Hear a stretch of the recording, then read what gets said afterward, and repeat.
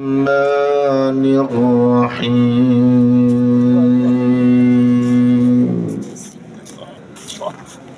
وتلك الأمثال نضربها للناس وما يعقلها إلا العالمون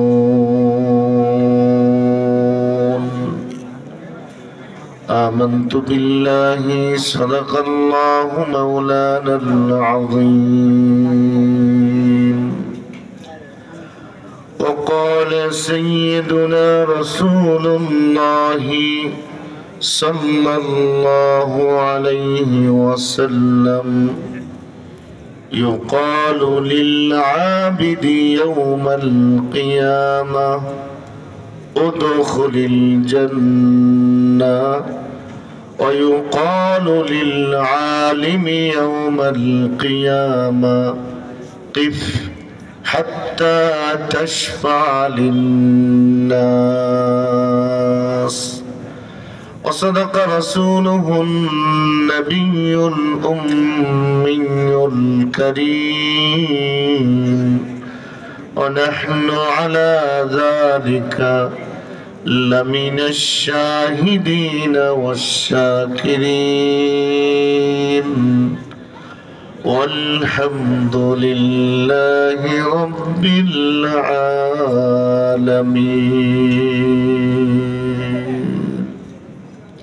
درود شريف پڑھی.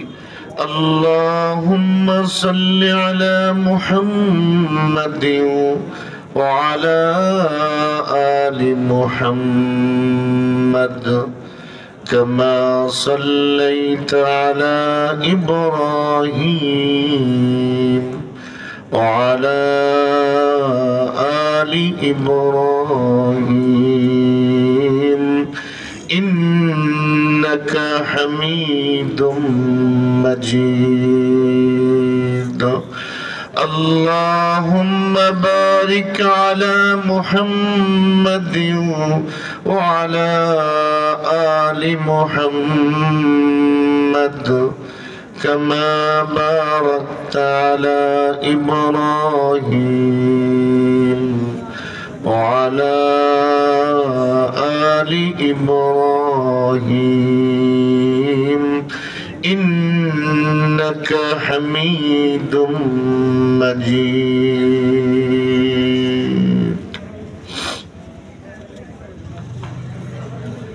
আমাদের বাংলাদেশের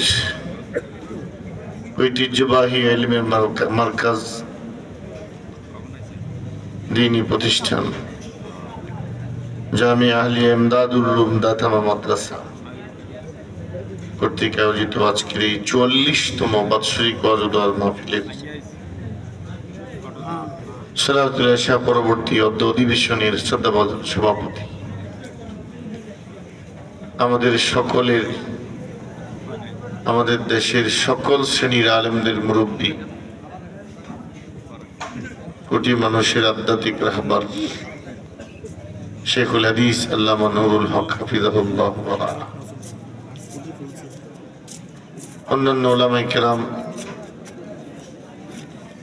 তালিবে ইলম ভাইরা, যুবক ভাইরা, এই অঞ্চলের পর্দানিশীন আমাদের অত্যন্ত শ্রদ্ধেয় সম্মানিত মা ও বোনেরা, আল্লাহ রাব্বুল আলামিনের শাহী দরবারে অসংখ্য অগণিত এবং অপরন্ত শুকর আমরা আদায় করি যে দয়াময় মালিক আমাদেরকে এই কোরআনের মারকাজে, ইলমের বাগানে, ওলামাদের মজলিসে, ফেরেশতাদের সঙ্গী বানিয়ে রহমত নাজিল হওয়ার জায়গায় এবং গুনাহ মাফ হওয়ার স্থানে আল্লাহ তাআলা আমাদেরকে সমবেত হওয়ার তৌফিক দিয়েছেন। প্রাণ খুলে সকলেই শুকর আদায় করি আলহামদুলিল্লাহ।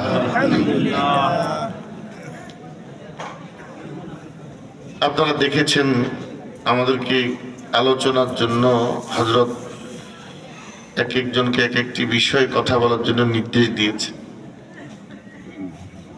তার মধ্যে আমাকে একটি বিষয়ে কথা বলার জন্য হযরতের পক্ষ থেকে হুকুম এসেছে, তা হলো দ্বীন শিক্ষার গুরুত্ব।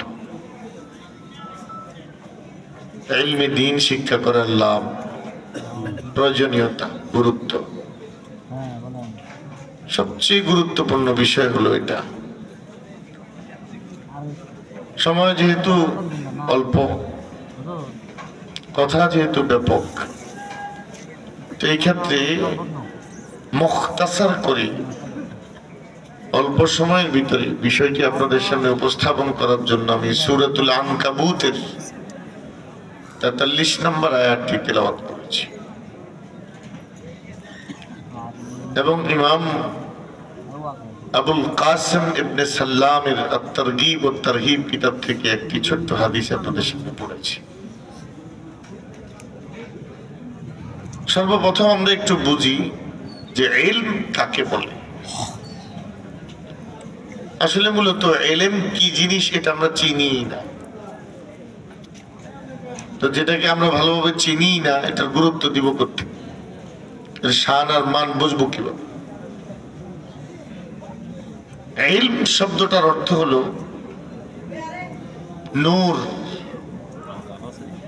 নূর মানে আলো। বলেন তো ভাই, নূর মানে কি? তাহলে ইলম মানে নূর। ইলমের আরেক অর্থ হলো আল মারিফা।